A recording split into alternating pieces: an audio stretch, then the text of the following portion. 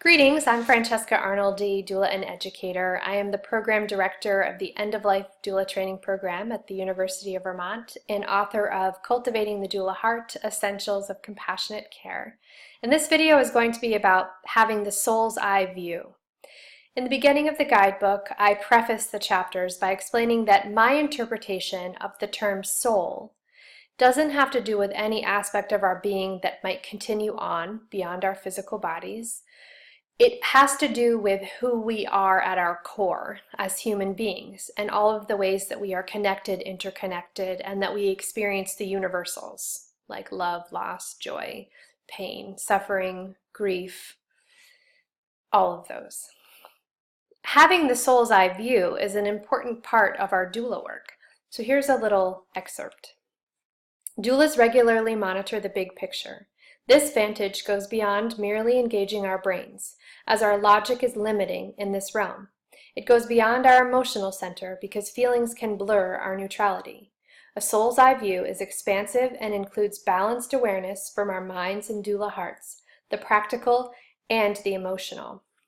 And as doulas, when we enter into a client's realm, we are assessing their natural network and we're looking to see how people are functioning. And our neutrality allows us this level of open-mindedness and this attention to the bigger picture. So we're able to scan the scene and identify who's feeling stressed, who's overwhelmed, who's exhausted, who's feeling well supported, who is feeling like they would prefer a different level of participation within this monumental event and journey. And so then we can address these specifics as the doula who keeps an eye on how everyone's energy is affecting our client in this space.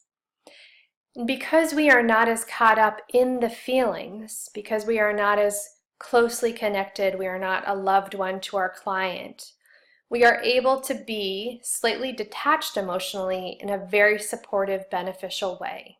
We're not taking their stuff on. We're not feeling their feelings along with them.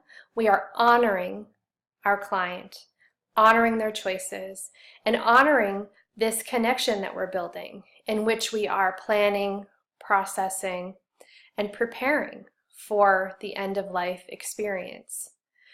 Doulas also have to be mindful that we're not duplicating services. So whether this is from the medical care team, from a hospice team, a palliative care team, from any other services that this client is already receiving, then we step back from those realms. When we notice that there's something else, a need that's going unmet that we could address, we step in. And we are also surveying, are there other resources? Are there other services? Are there other providers who might be considered for this client, that this client might consider including and welcoming also within our team? So in all these ways, a doula becomes a supportive presence with a soul's eye view, which is expansive and non-judgmental. And this requires graceful flexibility. Meeting people where they are means not always adhering to a premeditated itinerary. We need to be versatile and adaptable while remaining within our scope. For more doula essentials, check back again.